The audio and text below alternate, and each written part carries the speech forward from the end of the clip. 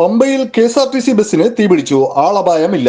തീപിടിക്കാൻ കാരണം short circuit എന്നാണ് KSRTCയുടെ പ്രാഥമിക നിഗമനം. ഇന്ന് രാവിലെയാണ് സംഭവം. പമ്പ നിലയ്ക്കൽ ചെയിൻ സർവീസിനായി പമ്പയിൽ നിർത്തിയിട്ടിരുന്ന ബസ്സിനാണ് തീപിടിച്ചത്. ബസ്സിൽ യാത്രക്കാർ ഉണ്ടായിരുന്നില്ല. അതുകൊണ്ട് ആർക്കും അപകടം സംഭവിച്ചതുമില്ല.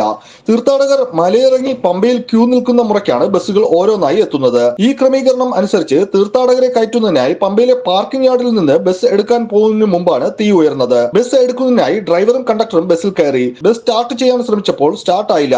തുടർന്ന് പുക ഉയരുന്നത് കണ്ട് ഇരുവരും ബസ്സിൽ നിന്ന് പുറത്തിറങ്ങി. പിന്നാലെ ബസ്സിന് തീപിടിക്കുകയായിരുന്നു. ഉടൻ തന്നെ പമ്പയിൽ ഉണ്ടായിരുന്ന അഗ്നിശമന സേനാംഗങ്ങൾ എത്തി തീ അണച്ചു. ബസ്സിൽ യാത്രക്കാർ ആരും ഉണ്ടാവാതിരുന്നത് കൊണ്ട് അപകടം ഒഴിവായി. News desk press Malayalam.